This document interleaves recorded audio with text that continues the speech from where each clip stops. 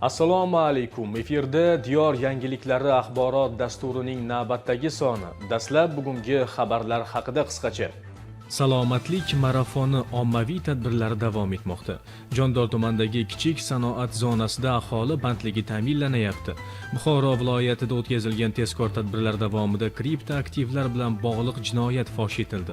Sportning o'zbek jang san'ati turi bo'yicha o'smirlar, yoshlar hamda kattalar o'rtasida Buxoro viloyat chempionati bo'lib o'tdi.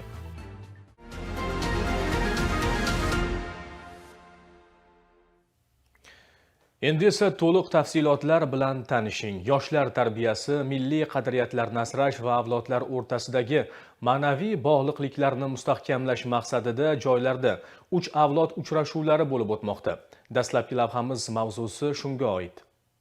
Tadbirda Nuroniy jamg'armasi viloyat bo'limi mas'ul xodimlari, Ma'naviyat va ma'rifat markazi tuman bo'linmasi, madaniyat xodimlari, Nuroniy otaxon, onaxonlar, buvijonlar maktabi a'zolari, jamoat tashkilotlari va partiya a'zolari, shuningdek o'quvchilar hamda o'qituvchilar ishtirok etdi. So'z olganlar tomonidan 3 avlod uchrashuvi tadbirlari tuman miqyosida an'anaga aylanib borayotganini, bu kabi uchrashuvlar yoshlarda vatanga sadoqat, ona vatanni sevish, ota-onalarga hurmat, izzat tuyg'ularini shakllantirishda muhim ahamiyat kasb etishi ta'kidlandi.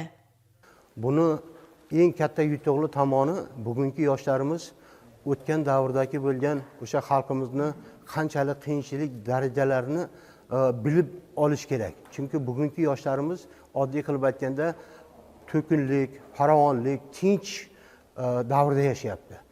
Shundan xulosa chiqargan holatda 3 avlod vakillarini mana shu uchrashuvi juda katta ahamiyatga ega. Bugungi yoshlarimiz faqat tinglovchi emas, bugungi yoshlarimiz fikrlovchi insonlar bo'lishi kerak. Keng fikrlaydigan insonlar bo'lishi kerak. Mana shundan biz faxrlanamiz. Albatta vatanni sevish, vatanparvarlik. Vatanparvarlik nima?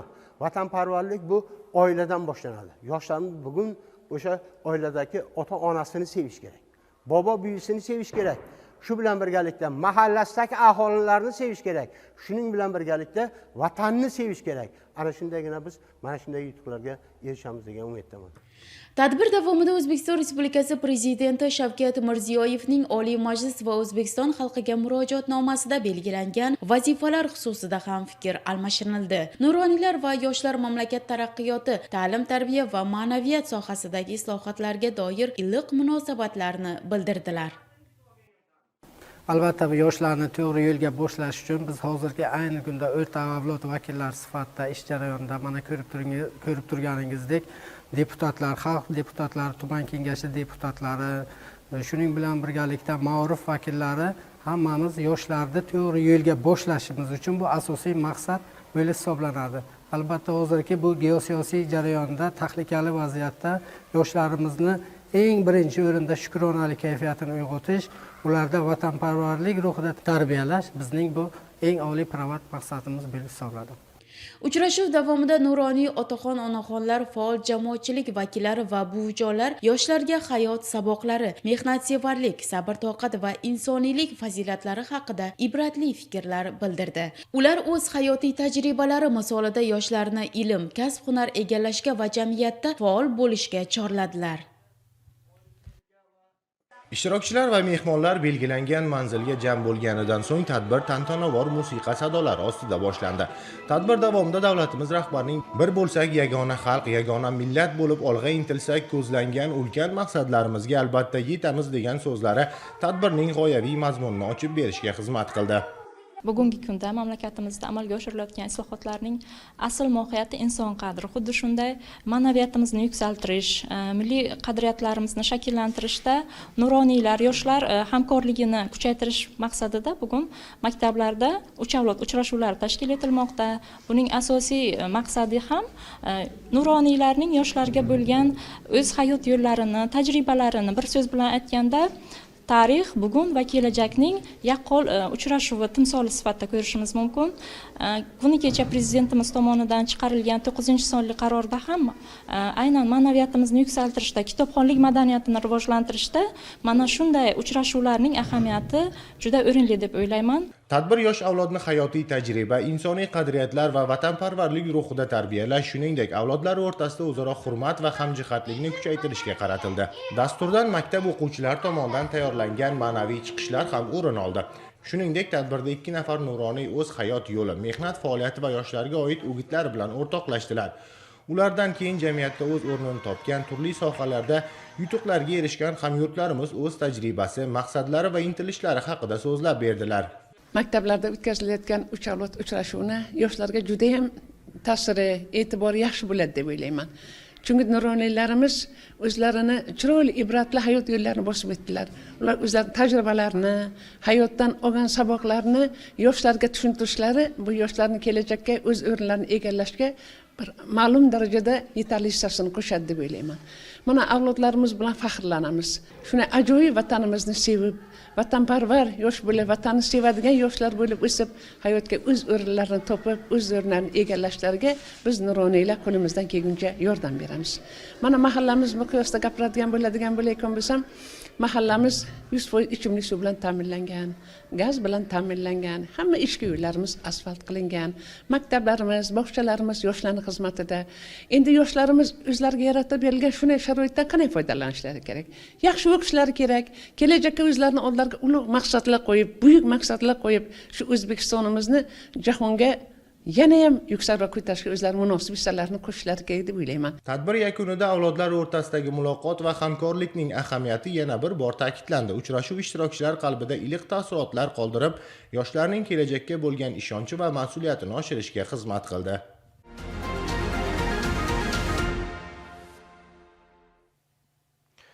Aholi salomatligini mustahkamlash, kasalliklarni barvaqt aniqlash va profilaktik tadbirlarni kengaytirish maqsadida 5-yanvar sanasidan boshlab Buxoro viloyati bo'ylab salomatlik marafoni davom etmoqda.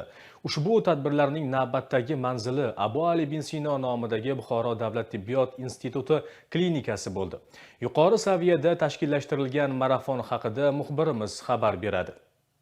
Salomatlik marafoni nafaqat ommaviy tibbiy ko'riklar, balki aholini sog'lom turmush tarziga chorlovchi o'ziga xos tashabbus deyish mumkin. 20 kundan ortiq vaqt davomida Buxoro shahridagi barcha tibbiyot maskanlarida ushbu tadbirlar o'ziga xos ko'tarinki ruhda o'tkazilyapti. Rejaga asosan marafon bo'lajak tibbiyot xodimlari, professorlar va malakali shifokorlarni bir davraga jamladi. Tadbir doirasida fuqarolar uchun kengaytirilgan bepul tibbiy ko'riklar yo'lga qo'yildi. Ko'rik jarayonida mobil poliklinika, ko'chma statsionar rentgen apparati, mobil mammograf hamda ijtimoiy dorixona xizmatlari beminnat xizmat ko'rsatdi. Shuningdek, aholi 13 turdagi diagnostik tekshiruvlardan o'tdi. Buxoro shahrida 5-yanvar sanasidan 5-fevral sanasiga qadar salomatlik marafoni o'tkazmoqdamiz. Salomatlik marafonini mana bugun biz Buxoro davlat tibbiyot institutida navbatdagisini o'tkazyapmiz. Bu salomatlik marafondan ko'zlangan asosiy maqsad shu Buxoro shahar aholisini ham profilaktik, ham chuqurlashtirilgan tibbiy ko'riklardan o'tkazib, bularni keyinchalik ambulator tartibida, statsionar tartibida, Buxoro shahar shifoxonasida yoki viloyat muassasalarida yoki respublikada sog'lomlashtirishni o'z ichiga oladi. Mazkur salomatlik marafoniga biz mobil 20 ga yaqin texnikalarimizni, tibbiy texnikalarimizni jalb qilganmiz. Xuddi shunday mazkur tadbirimizda sog'lom ovqatlanish, sport bilan shug'ullanish va hamshiralarimiz, patronajlarimiz, targ'ibotchilarimiz tomonidan tadbirlarni o'tkazib, aholini albatta kasal bo'lishini oldini olish, ya'ni sog'lom turmush tarzi, sog'lom ovqatlanish, shaxsiy gigiyena va badan tarbiya bilan shug'ullanishga biz targ'ib qilmoqdamiz. Malakali professor, o'qituvchilar va tajribali shifokorlar ishtirokida o'tkazilgan tibbiy ko'riklar davomida jami 412 nafar fuqaro to'liq tekshiruvdan o'tkazilib, tegishli tibbiy tavsiyalar berildi. Shuningdek, tez yordam tashabbusi bilan 80 nafar yotoqdagi va kam ta'minlangan fuqarolar yashash manzilidan tibbiy ko'rikka olib kelindi. Hurmatli prezidentimizni topshiriqlariga asosan respublikamizni barcha viloyatlarida salomatlik marafonlari davom etyapti. Endi bunday marafonlarni o'tkazishning asosiy maqsadi faqat davolash emas, bunday marafonlarni o'tkazishdan maqsad aholimizni salomatligini tiklash, aholimizga sog'lom turmush tarzini o'rgatish. Bugungi tadbir mana shuni bir bu yerda yoritish, shuni bir xalqimizga yana bir yetkazish maqsadida tashkil etilyapti. Chuqurlashtirilgan ko'rik natijalariga ko'ra murojaatchilarning 339 nafari ambulator, 73 nafari statsionar davolanishga yo'naltirildi. Shundan 34 nafar bemor yuqori texnologik operatsiyalar uchun belgilanib, 10 nafar bemorga koronagrafiya tekshiruvlari tavsiyasi berildi. Har bir fuqaro uchun manzilli sog'lomlashtirish rejalari ishlab chiqildi. Mazkur marafon doirasida biz Buxoro viloyatidagi ayrim bemorlarda jigar ko'chirib o'tkazish, ayrim bemorlarda buyrak ko'chirib o'tkazish, ayrim bemorlarda yuraklarga o'sha stentlarni qo'yish yoki protezlash amaliyotini ham davlat tibbiy sug'urta mablag'lari hisobidan bepul o'tkazishni o'z oldimizga reja qilib olganmiz va bu bo'yicha ishlarimiz davom etmoqda. Marafon doirasida bir qator yuqori texnologik operatsiyalar ham amalga oshirildi. Xususan, bir nafar bemorda o'ng oyoq son chanoq bo'g'imi endoprotezlash amaliyoti, shuningdek yurak ishemik kasalligining og'ir darajadagi 2 nafar bemorda koronagrafiya va yurak tomirlariga stentlash amaliyotlari bajarilib, ular sog'lom hayotga qaytarildi.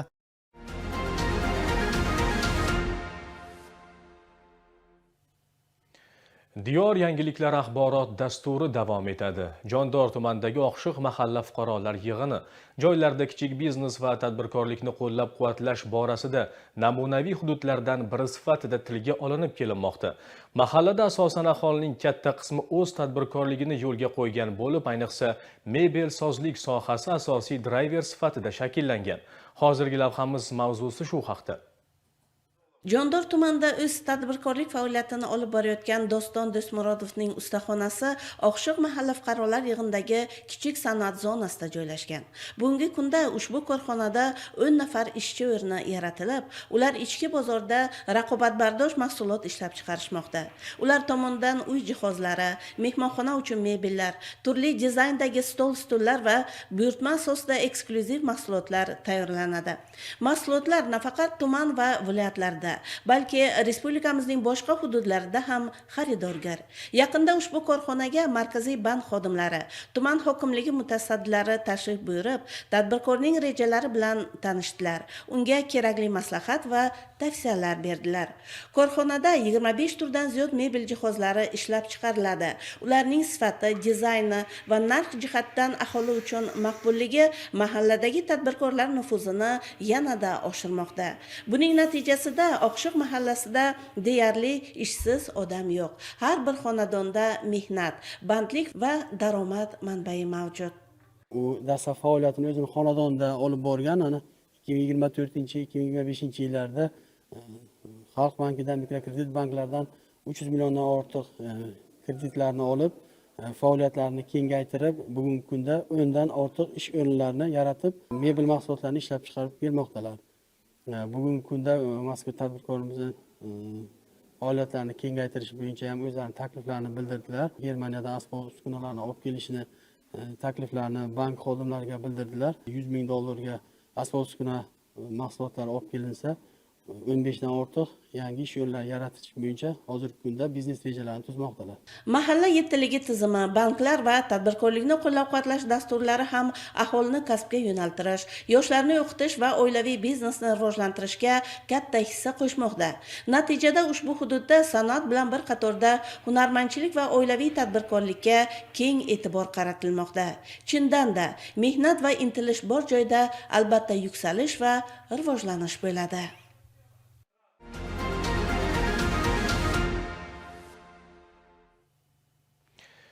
Kiber xavfsizlik sohasidagi qonun talablariga rioya qilmaslik jiddiy oqibatlarga olib kelishi aniq. Buxoro viloyatida o'tkazilgan tezkor tadbirlar davomida litsenziyasiz kriptoaktivlar savdosi bilan shug'ullangan shaxs fosh etildi. U kripto birjalar orqali yirik miqdordagi noqonuniy moliyaviy operatsiyalarni amalga oshirgan. Hozir shu haqda. Buxoro viloyati Ichki ishlar boshqarmasi tezkor qidiruv xizmati axborot texnologiyalari sohasidagi jinoyatlarga qarshi kurashish boshqarmasi kiber xavfsizlik bo'limi xodimlari tomonidan o'tkazilgan tezkor tadbirlar davomida yirik miqdordagi noqonuniy kriptoaktivlar aylanmasi bilan bog'liq jiddiy holat fosh etildi. O'rganishlar jarayonida ma'lum bo'lishicha, 2025-yilda Andijon viloyatida tug'ilgan fuqaro muqaddam 26 milliard so'mlik noqonuniy savdo operatsiyalarini amalga oshirganligi uchun O'zbekiston Respublikasi Jinoyat kodeksining 278 prim 8-moddasi 3-qismi A bandi bilan javobgarlikka tortilgan. Sud tomonidan uning aybiga chin dildan iqror bo'lganligi hamda pushaymonligi inobatga olinib, 2025-yil avgust oyidan boshlab unga ozodlikdan mahrum qilish bilan bog'liq bo'lmagan jazo, ya'ni ozodlikni cheklash jazosi tayinlangan edi. Biroq eng achinarlisi shundaki, sud ishonchi va berilgan imkoniyat gumonlanuvchi uchun saboq bo'lmadi. 2025-yil aprel oyida gumonlanuvchiga nisbatan jinoyat ishi qo'zg'atilganligiga qaramasdan, u o'z xatti-harakatlariga tanqidiy baho bermay, yana shu yo'ldan davom etdi. Sud jarayonida bildirilgan pushaymonlik so'zlari esa amalda tasdiq topmadi. Gap shundaki, gumonlanuvchi 2025-yil 20-apreldan 30-sentyabrga qadar belgilangan tartibda litsenziya olmasdan Binance va Bitget platformalari orqali 2407 marotaba savdo operatsiyalarini amalga oshirgan. Ushbu noqonuniy faoliyat davomida u jami 18 milliard 167 million 415 ming so'mga teng bo'lgan 1,373,824 USDT miqdoridagi kripto aktivlarini noqonuniy ravishda olish, o'tkazish va ayirboshlash bilan shug'ullangan. Amaldagi qonunchilikka muvofiq bu miqdor juda ko'p miqdor sifatida baholanadi. Tergov harakatlari davomida jabrlanuvchi va fuqaroviy da'vogar bo'lgan shaxsning bank plastik kartasidan 1 milliard so'm yechib olingan pul mablag'lari boshqa shaxslarning bank kartalari orqali aylantirilganligi, 757 million so'm esa bevosita gumonlanuvchi boshqaruvda bo'lgan bir nechta shaxslarning bank kartalariga tushirilganligi, so'ngra esa uning savdo operatsiyalari orqali kripto birjalarning noma'lum hisob raqamlariga o'tkazilganligi ma'lum bo'ldi. Holat yuzasidan gumonlanuvchidan ashyoviy dalil sifatida rasmiylashtirilib olingan uyali telefon apparati ko'zdan kechirilganda, unda 15 ga yaqin elektron manzillar mavjudligi aniqlandi. Telefon xotirasidagi Binance platformasi ilovasi tekshirilganda esa o'z nomiga ochilgan hisob hamyon orqali savdo operatsiyalarini shaxsan amalga oshirganligi to'liq tasdiqlandi. Mazkur holat yuzasidan gumonlanuvchiga nisbatan O'zbekiston Respublikasi Jinoyat kodeksining 278 prim 8-moddasi 3-qismi A bandi bilan jinoyat ishi qo'zg'atilib, tergov harakatlari olib borilmoqda.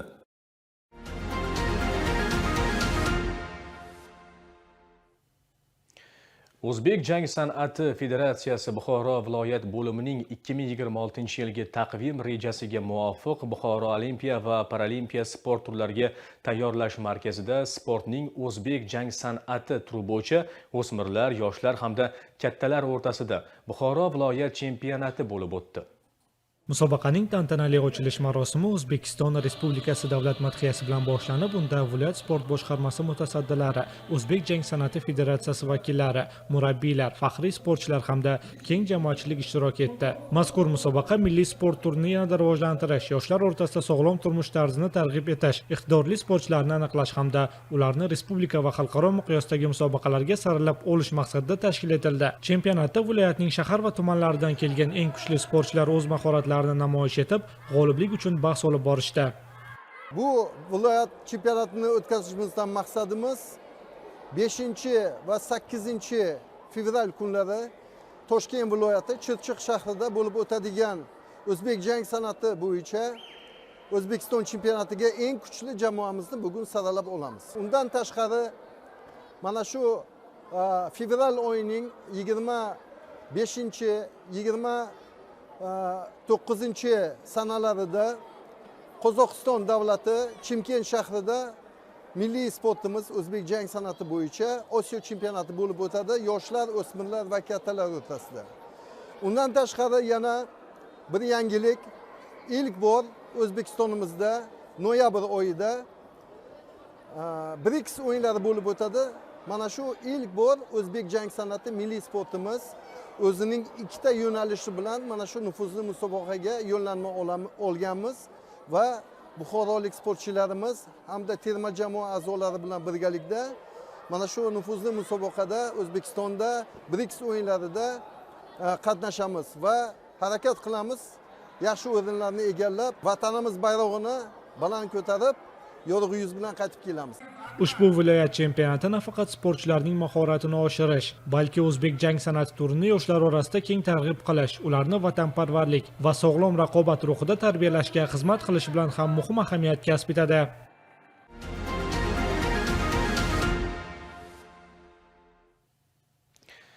Yigirma 6 yanvar Davlat bojxona xizmati organlari xodimlari kuni. Vatan uchun, millat uchun, xalq uchun xizmat qilishda aslo charchamang. Bayramingiz muborak bo'lsin, aziz bojxona xodimlari deya diyor yangiliklarining navbatdagi soniga yakun yasaymiz. Dasturlarimiz esa davom etadi.